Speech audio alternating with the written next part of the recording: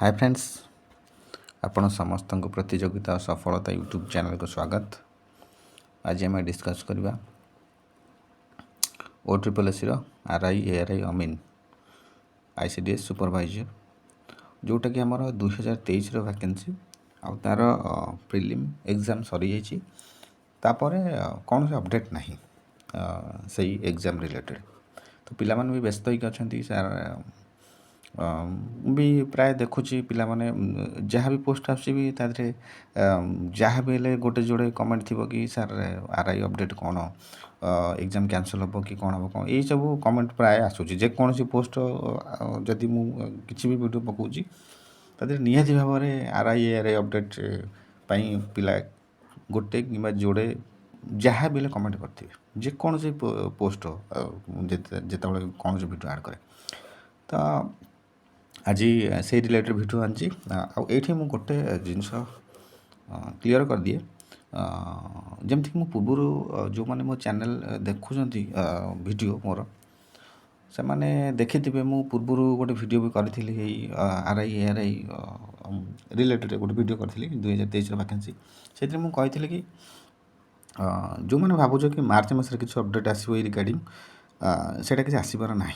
कहीं आसबनी मुझे वीडियो भी कही से आउ जिनस आउ टे क्लीयर करी आगू को कौन हबार अच्छे पॉसिबिलिटी सेटा भी मुझे जनइबी। आज ये वीडियोटा जो रही है केवल से RI ARI जो पूर्व वैकेंसी थी 2023 तार विषय आलोचना करवा है। तो प्रथम कथा मुझे कहीदेवी अपडेट केबे सुधा आम देखा यही जो वैकेंसीटा प्रिलिमिनारी एग्जाम सर जाइए स्ट्राइक जो सब बर्तमान पज टाइप रही स्टे टाइप अनअफिशियली तो सहीटार अपडेट केबे आसो केबे सुधा आम एक्सपेक्ट करवा कि सही RI ARI 2023 वैकेंसी रिलेटेड किसी अपडेट आसो। तो ये मुझे अपडेट केबे सुधा आसो। हाँ आमर जो बर्तमान गोटे केसटा चलती समस्त जानी OSSC जो forest guard livestock inspector forester यही 2023 CRE 2 तार जो केस है होल्ड पिला माने लड़ुं केस बैन कराई बैन तो नुह माने लिस्ट रू एलिमिनेट कर दिया बोली तो से माने केस लड़ुं है नेक्स्ट शुणाणी अच्छी 7 तारीख एप्रिल है। तो जमती कि मु पूर्व कही आपण मैंने गोटे जिन सियर हो रुहतु एप्रिल 7 तारीख पूर्वर RI ARI रिलेटेड कौन सी खबर अपडेट किसी भी आसबार ना है। एप्रिल 7 भितर कौन सी न्यूज आसब ना RI ARI अमीन जोटा 2023 वैकेंसी किसी भी अपडेट आशा रखु ना आसबनी कहीं आसबनी कारण जो गवर्नमेंट जो कौन करथिला पिला होल्ड कर 337 पिला से पिला माने गवर्नमेंट एगेन्स्ट केस लड़ुं है। तो गवर्नमेंट वेट करठी जदि केस पिला माने हारी जाती और गवर्नमेंट जीते तापर गवर्नमेंट निहाती भाव में RI ARI उपर स्टेप नब। बर्तमान गवर्नमेंट किसी प्लान करनी आगू कौन कर कौन ना है पिला बहुत आस कमेंट करेंगे तू किसी जानू खाली बक बक हो ये कर भाई किए भी किसी जानना आम गोटे प्रेडिक्ट करुचे कौन हम कौन नहीं पूर्व घटना को रिलेट करके तेणुक मुझे से वीडियो बनाऊँगी मो पाखे जदि ऑफिशियल इनफॉरमेशन था सेटा तो ऑफिशियली सब डिक्लेयर होता ना मुझे कौन नुआटा कौन कही था आम चैनल करेचे किसी जिनस गोटे आम आगू को जमी सब केवल मुझे यूट्यूब रे कौन से चैनल देख स्पोर्ट्स रिलेटेड हो किसी भी कौन चैनल से प्रेडिक्ट भी करते वीडियो माध्यम फिल्मटा केते जमती गोटे फिल्म चैनल उपर जदि गोटे किए गोटे सी सेमती फास्ट डे बॉक्स ऑफिस केते जीवो से माने पूर्व प्रेडिक्ट करते सेमती आम जेहेतु गोटे चैनल करूँ आम प्रेडिक्ट करूँ।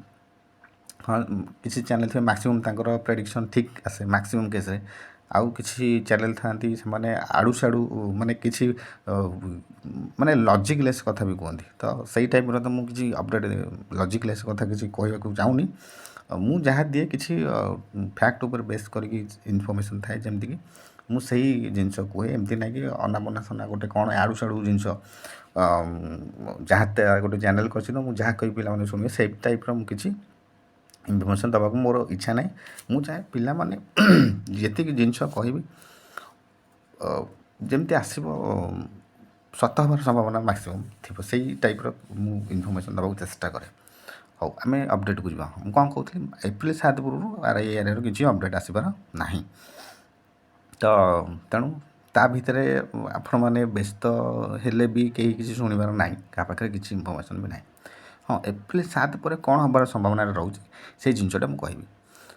ଯେମିତି ମୁଁ କହିଲି, ଗଭର୍ଣ୍ଣମେଣ୍ଟ ଯଦି କେସ୍ ଜିତେ ସେ ପ୍ଲାନ୍ କରିବ RIARI ଅମିନ ବିଷୟରେ କ'ଣ କରିବ। ଆଉ ଗଭର୍ଣ୍ଣମେଣ୍ଟ ପ୍ଲାନ୍ କରିବ ମାନେ କ'ଣ ଗଭର୍ଣ୍ଣମେଣ୍ଟ ପ୍ଲାନ୍ କରିବ? ଗଭର୍ଣ୍ଣମେଣ୍ଟର ଇଚ୍ଛାଟା ଆରମ୍ଭରୁ ଯାହା ଥିଲା, କ'ଣ ଇଚ୍ଛାଟା ଥିଲା? ଏକ୍ଜାମ୍ଟା ପ୍ରୋସେସ୍ଟାକୁ ସେମିତି ଆଗକୁ ନେଇକି ଯିବ, ମାନେ କ୍ୟାନସଲ୍ ହେବ ନାହିଁ। ଯଦି ଗଭର୍ଣ୍ଣମେଣ୍ଟ କେସ୍ ଜିତିଲା, ବୁଝିହେଲା, ଗଭର୍ଣ୍ଣମେଣ୍ଟ ଯଦି କେସ୍ ଜିତିଲା ତାହେଲେ ଏକ୍ଜାମ୍ କ୍ୟାନସଲ୍ ହେବ ନାହିଁ। କେଉଁଟା? RIARIର ଫରେଷ୍ଟ ଗାର୍ଡ଼ କେସ୍ଟା ଯଦି ଗଭର୍ଣ୍ଣମେଣ୍ଟ ଜିତିଯିବ ତାହେଲେ ଗଭର୍ଣ୍ଣମେଣ୍ଟ ଯେମିତି ଚାହୁଁଛି ସେମିତି କରିବ। ତେଣୁକରି ସେ ଆମର କ'ଣ ଲାଇଫଷ୍ଟାଇଲ୍ ଆମର RIARI ଯେଉଁ ଏକ୍ଜାମ୍ଟା ଗଭର୍ଣ୍ଣମେଣ୍ଟ ଚାହୁଁଥିଲା କ୍ୟାନସଲ୍ ନ ହେଉ, ପ୍ରୋସେସ୍ ଆଗକୁ ଚାଲିଯାଉ, ତେଣୁକରି ସେଇଟା ଆଗକୁ ଚାଲିଯିବ। ପ୍ରୋସେସ୍ ଯେମିତି ନେକ୍ସଟ ଆନ୍ସର୍ କି ଆସିବ, ତାପରେ ରେଜଲ୍ଟ ଆସିବ ପ୍ରିଲିମ୍ର, ତାପରେ ମେନ୍ ଏକ୍ଜାମ୍ ସିଡ୍ୟୁଲ୍ ଫାଇନାଲ୍ ହେବ। ତ ଯଦି ଗଭର୍ଣ୍ଣମେଣ୍ଟ କେସ୍ ଜିତେ, କେଉଁଟା? ଫରେଷ୍ଟ ଗାର୍ଡ଼ କେସ୍ଟା ହୋଲ୍ଡ ପିଲାଙ୍କ ଏଗେନ୍ଷ୍ଟରେ। କିନ୍ତୁ ଯଦି ଓଲଟାଟା ହୁଏ, ଗଭର୍ଣ୍ଣମେଣ୍ଟ ହାରିଯାଏ, ପିଲାମାନେ ଜିତିଯାଆନ୍ତି, ସେଇ କେସ୍ରେ କ'ଣ ହେବ ନା RIARI ଅମିନ ଯେଉଁ 2023ର ଭ୍ୟାକେନ୍ସିଟା ତା'ର ଅପଡ଼େଟ୍ ଆହୁରି ଲେଟ୍ ହେବ। ଆହୁରି ଲେଟ୍ ହେବ ମାନେ କ'ଣ? ଗଭର୍ଣ୍ଣମେଣ୍ଟ ଭାବିବ ଯେ ମୁଁ ଯେଉଁ ବର୍ତ୍ତମାନ କ'ଣ ଅଛି ଗଭର୍ଣ୍ଣମେଣ୍ଟ ପାଖରେ ପ୍ରମାଣ, ମୁଁ ଯେମିତି ପୂର୍ବରୁ କହିଥିଲି, ଗଭର୍ଣ୍ଣମେଣ୍ଟ କିଛି ଇନଭେଷ୍ଟିଗେସନ୍ କରିନି, ଟାଇମ୍ ଗଡ଼େଇଛି, ପ୍ରମାଣ ନାହିଁ। ନହେଲେ ପ୍ରମାଣ ଯଦି ଥାଆନ୍ତା, ସେଦିନ ଯେତେବେଳେ ହାଇକୋର୍ଟରେ ଯେତେବେଳେ ବିଚାର ଚାଲିଥିଲା, ସେତେବେଳେ ଇଏ ତାଙ୍କ ଏଗେନ୍ଷ୍ଟରେ ପ୍ରମାଣ ଦେଇଥାନ୍ତା। ଇଏ ପୁଣି 4 ସପ୍ତାହ ମାଗିଲା କି ଯେ ଆମକୁ ଟାଇମ୍ ଦିଅ ତାଙ୍କ ଏଗେନ୍ଷ୍ଟରେ ପ୍ରମାଣ ଏକାଠି କରିବା। ପ୍ରମାଣ ନାହିଁ, ତୁମେ କେମିତି ତାଙ୍କୁ ଏଲିମିନେଟ୍ କରିଛ ମେରିଟ୍ ଲିଷ୍ଟରୁ? ତ ଏଇଟା ଗଭର୍ଣ୍ଣମେଣ୍ଟର ଭୁଲ ଅଛି। ତେଣୁକରି ପିଲା ଯଦି ଜିତି ଯାଆନ୍ତି ତାହେଲେ ଗଭର୍ଣ୍ଣମେଣ୍ଟ RIARI ଅମିନ ଏକ୍ଜାମ୍ ବିଷୟରେ ଭାବିବ କ'ଣ କରିବ କ'ଣ ନାହିଁ, କାହିଁକିନା ପୁଣି ଅଳିଆ ହେଇଯିବ। ଆଉ ଯଦି ଗଭର୍ଣ୍ଣମେଣ୍ଟ କେସ୍ ଜିତିଗଲା ତାହେଲେ ତା ହିସାବରେ ସେ କାମ କରିବ, ହେଲା। ତ ବାଟ ଗୋଟେ ପାଇଯିବ ଗଭର୍ଣ୍ଣମେଣ୍ଟ କେମିତି କ'ଣ କରିବ ବୋଲି। ତେଣୁକରି ସେହି ହିସାବରେ RIARI ଅମିନର ଯେମିତିକି ମୁଁ କହିଲି 7 ତାରିଖ ଉପରେ ଡିପେଣ୍ଡ କରୁଛି।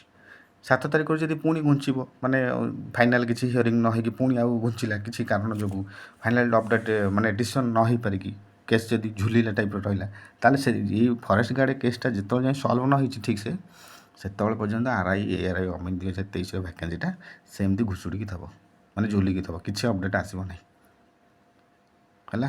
ତେଣୁକରି ବ୍ୟସ୍ତ ହେଇକି ତ କିଛି ଲାଭ ନାହିଁ। ଠିକ୍ ଅଛି, ଆମେ ଏଫର୍ଟ ଦେଇଛୁ, ୱେଟ୍ ତ କରିବୁ, କିନ୍ତୁ ତା ସହିତ ଅଲଗା ଏକ୍ଜାମ୍ ଉପରେ ବି ଫୋକସ୍ କର।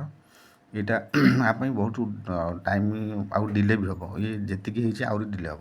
ଇଏ ଯେମିତି ମୁଁ କହିଲି 7 ତାରିଖ ଦିନ ଯଦି ସବୁ ଫାଇନାଲ୍ ହେଇଯାଉଛି ତାହେଲେ ଠିକ୍ ଅଛି, ପ୍ରୋସେସ୍ଟା ବହୁତ ଜଲ୍ଦି ଷ୍ଟାର୍ଟ ହେଇଯିବ RIARI ଅମିନର, ଯଦି ଗଭର୍ଣ୍ଣମେଣ୍ଟ ଜିତି ଯାଉଛି। ଆଉ ଯଦି ସେ 7 ତାରିଖ ପରେ ବି ଝୁଲିଲା କେସ୍ ଫରେଷ୍ଟ ଗାର୍ଡ଼ର, ତାହେଲେ ଫରେଷ୍ଟ ଗାର୍ଡ଼ର ଯେଉଁ ଫାଇନାଲ୍ ରେଜଲ୍ଟଟା ତା ପ୍ରୋସେସ୍ ବି ଡିଲେ ହେବ। ଆଉ RIARIର ଏଇଟା ତ ଏମିତି ଡିଲେ ହେଇକି ଚାଲିଛି, ଆହୁରି ବି ଡିଲେ ହେବ। ତେଣୁକରି ଆମେ ଅପେକ୍ଷା କରିବା 7 ତାରିଖ ପର୍ଯ୍ୟନ୍ତ। ତାପରେ ମୁଁ ସମସ୍ତେ ତ ଜାଣିବେ, ସେତିକିବେଳେ ମୁଁ ବି ଭିଡ଼ିଓ ନେଇକି ଆସିବି ଆଗକୁ କ'ଣ ଅପଡ଼େଟ୍ ରହିବ କ'ଣ ନାହିଁ। ବର୍ତ୍ତମାନ ପାଇଁ ଏତିକି, ମାନେ ଅଫିସିଆଲ୍ ଇନଫର୍ମେସନ୍ ତ କାହା ପାଖରେ ନାହିଁ। ଯେମିତିକି ମୁଁ କହିଲି ଆଗକୁ କ'ଣ ହେବାର ଅଛି, ଗୋଟେ ପ୍ରେଡ଼ିକ୍ଟ ଗୋଟେ ମୁଁ କଲି, ଏଇଭଳିଆ ଜିନିଷ। 7 ତାରିଖ ଏପ୍ରିଲ ଯେଉଁ ଅଛି, ଏପ୍ରିଲ 7, ସେଇଦିନ ଯେଉଁ ଫରେଷ୍ଟ ଗାର୍ଡ଼ର ଶୁଣାଣି ଅଛି, ହୋଲ୍ଡ ପିଲାଙ୍କ ଯେଉଁ କେସ୍ ଲଢ଼ୁଛନ୍ତି ହୋଲ୍ଡ ପିଲା ଗଭର୍ଣ୍ଣମେଣ୍ଟ କେସ୍ରେ, ତାଙ୍କର ଫାଇନାଲ୍ ହିୟରିଂ ଯଦି ହେଇଯାଏ, ତାପରେ ଆମେ ଦେଖିବା କ'ଣ ହେବ କ'ଣ ନାହିଁ। ସେଇ ହିୟରିଂ ଉପରେ ଡିପେଣ୍ଡ କରୁଛି RIARIର ପ୍ରୋସେସ୍ଟା କେତେ ଜଲ୍ଦି ହେବ ଆଉ କେମିତି ହେବ, ହେଲା। ତ ଆଜି ପାଇଁ ଏତିକି ଇନଫର୍ମେସନ୍। ଆଗକୁ ସବୁ ତ ଝୁଲା ଅବସ୍ଥାରେ ଅଛି, ଫରେଷ୍ଟ ଗାର୍ଡ଼ର ବି ଝୁଲିକି ବର୍ତ୍ତମାନ ରହିଗଲା, ଆଉ RI ତ ଅଲରେଡ଼ି ଝୁଲିକି ଅଛି। ଆଉ ଆଗାମୀ ଭ୍ୟାକେନ୍ସି କ'ଣ ଆସିବ କ'ଣ ନାହିଁ, ଗଭର୍ଣ୍ଣମେଣ୍ଟ ତ ବହୁତ ଗୁଡ଼ିଏ ଭ୍ୟାକେନ୍ସି ଖାଲି ଲେଟର୍ ମାଧ୍ୟମରେ ଜଣାଉଛି, କିନ୍ତୁ ଆକ୍ଚୁଆଲି ନୋଟିଫିକେସନ୍ ଆସୁନି। ତ ଦେଖାଯାଉ କେତେବେଳେ କ'ଣ ଛାଡ଼ୁଛି ଗଭର୍ଣ୍ଣମେଣ୍ଟ, ଆଉ ୱେଟ୍ କରିବା ଆଉ। ହଉ, ଆଜି ପାଇଁ ଭିଡ଼ିଓକୁ ଏଇଠି ରଖୁଛି। ନେକ୍ସଟ ଭିଡ଼ିଓରେ ଦେଖା ହେବ ଆଉ କିଛି ଇନଫର୍ମେସନ୍ ସହିତ। ରହୁଛି, ଧନ୍ୟବାଦ।